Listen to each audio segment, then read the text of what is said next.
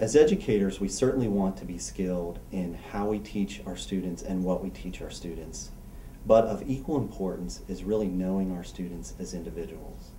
If we look at our students through merely an academic lens, then we really have missed the mark. The other part of the equation is knowing and building relationships with our students. The notion of being colorblind is really a disservice to children. What it is saying, in fact, is that race and all of its implications that it has on life experiences really doesn't matter. As educators, we need to not only recognize the unique aspects in our students, we need to nurture and celebrate those aspects. This celebration comes through building true relationships with kids. As you listen to these video clips on self-discovery, listen to where each child is on his or her journey of self-discovery. What these kids are saying really amounts to two things. One, they just want to be known, and two, they just want to be valued. What does a cool kid look like? Like, maybe like a girl would have like really pretty clothes and have like a skirt and might have a really pretty necklace on her and might have like really pretty hair. What does her hair look like? How I see it, straight, really long, and blonde. So how does that make you feel? Good. Good? Because do you like your hair? Yeah, I do. I think I realized it when I actually moved to Mason.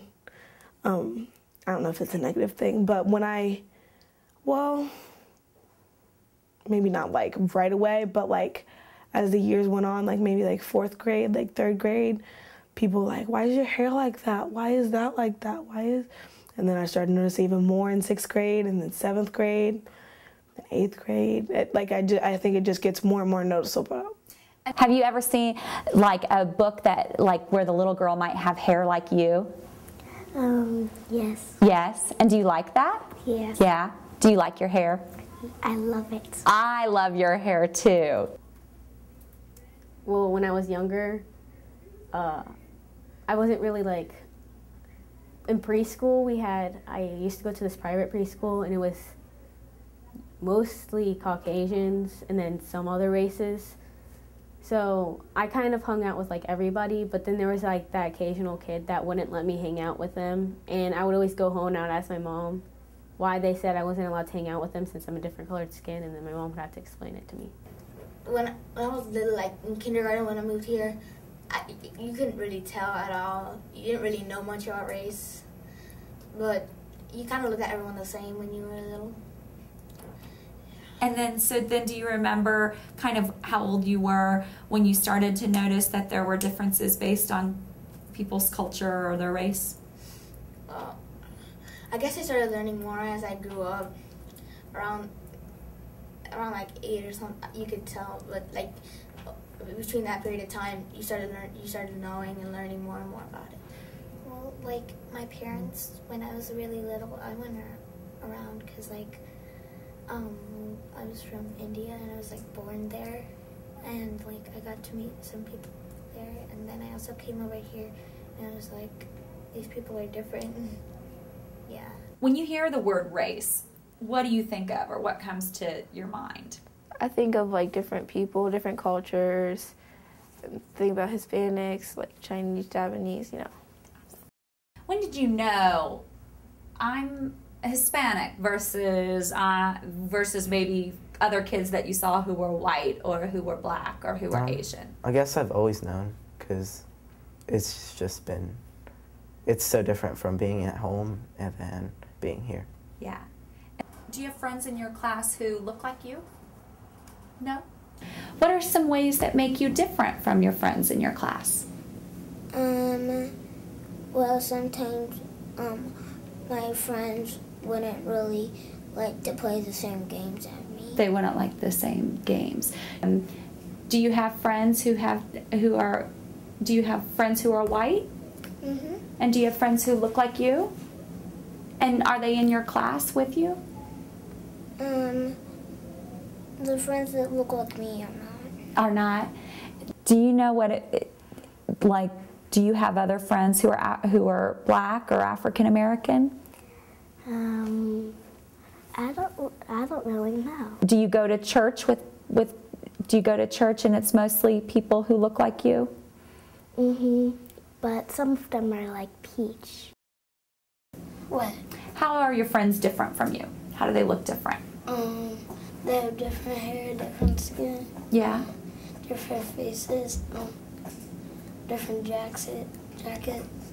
I think I just came here to get good education, so that's my aim, to get good grades and go to a good college. From their teachers, like that their teachers expect even more of them. Do you think that that is extra pressure, and do you think that's bad or good? I don't actually feel it that much from teachers. I actually think of it as more fun because like you get to learn more advanced stuff. And then also like my parents, they put on pressure on me to get like A+, straight A+, and I think that's a very good thing. It'll help with many of my studies and getting better. Well, my friends look different, but just like, there's not really anyone who looks like me, but there was this girl named Kennedy. She had the same color skin as me, but she moved to India. Do you have other friends who are Indian? Huh? Or two friends who are and do you like hanging out with them? Well, I like hanging out with one. With one of them. Or do you have friends who are black? I have friends that are black, but not a lot of them. Do you feel like at school, are you friends with people who look like you?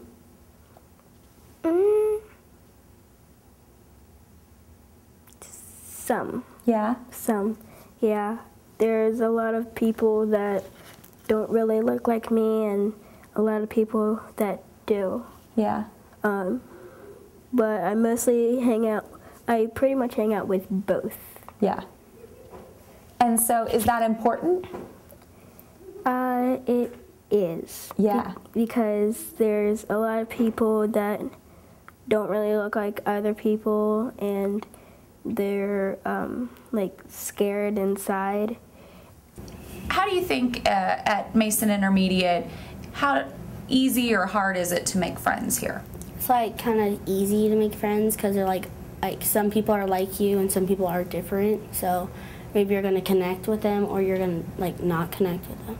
Do you feel like you fit in with a particular group of students? No, I feel I know. I don't know. I can't explain. I don't think I fit in with a certain group. I kind of just make my own group in a way. And do you feel like you can be your full self and bring everything that is Mariana to school with you? Sometimes I feel like I can't because I know there are some people that are very judgmental, and I know it happened to me before in like 6th grade. People start calling me names because I'm Hispanic, and I don't appreciate when people do that, so I just try to keep some of it in. Well, like sometimes I see like kids like bullying other people when like they're from different religion, because like some of my friends are Indians, and like I see white people like being really mean to black people just because their color or their religion. Yeah. And like when I go over to tell them to please stop, because that might sometimes be my friend, and like I go over and say please stop, that's really my friend, and just don't do that because that's really gonna hurt the people that are black and white. Right. Sometimes the lesson is just it's better off not to say anything because it's not going to get through their hard head. Personally, I think the kids get it from their parents, because I had a confrontation in 6th grade. A kid called me a slur, and my mother went to school and talked to the teachers, and he said that students' parents aren't maybe like the nicest, and they probably use that word a lot. Like I came across a kid who was prejudiced to me because his father was shot by an African American, but because he was in the wrong place at the wrong time, and that African American probably wasn't in the best mind or anything, so he was prejudiced to me. Example, like just racism in general. Like if they call me Mexican, because everybody who's Hispanic is Mexican. So at first when I was little, it was really offensive. I was just like, I'm not Mexican. Like I'm Colombian. But now it's just like whatever. Like you can say that, it's not gonna bother me. I think there's this show that me and my sister used to watch called If You Really Knew Me on MTV. I think that'd be a good idea to really do, because there's some things that kids just hide, and then they come to school and then it's the best day ever, then they go home and it's not okay.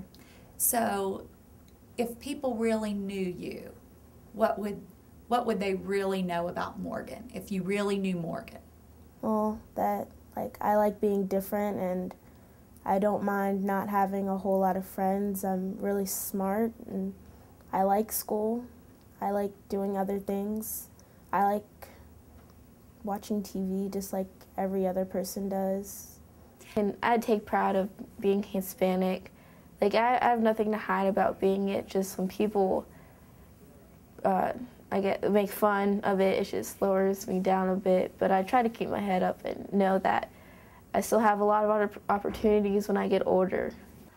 So ever since we were little, I guess, I don't know if it's a Colombian thing or maybe it's just Hispanics in general, but I know, especially in Colombia, we're really proud because, Colombia isn't always seen as the best country, but, when you actually live there or born there, there's so much more to it, the culture and the different climates and the different dances and everything.